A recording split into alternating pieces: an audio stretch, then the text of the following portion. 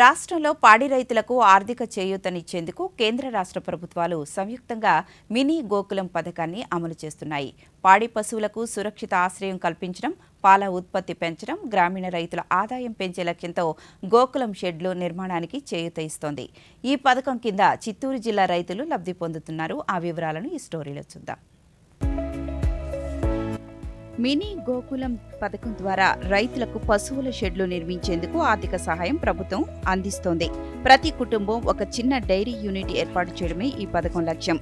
ఈ పథకం కింద చిత్తూరు జిల్లాలో ఇప్పటి వరకు 2,992 మంది పాడి రైతులు లబ్ధి పొందారు. 90% వరకు సబ్సిడీ ప్రభుత్వం ఇస్తోంది. రైతు వాటా కేవలం 10% మాత్రమే. యూనిట్ పరిమాణం ఆధారంగా నిర్మాణం మొత్తాన్ని అందజేస్తారు.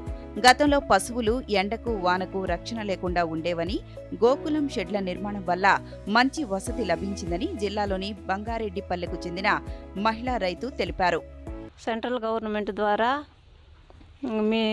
మినీ గోకులం ఆవుల షెడ్డు వచ్చింది. మేము నిర్మించుకున్నాము. మాకు ఇంతకుముందు ఆవులు కట్టుకోవడానికి ఎండలో వానలో తడుస్తూ ఉన్నాయి.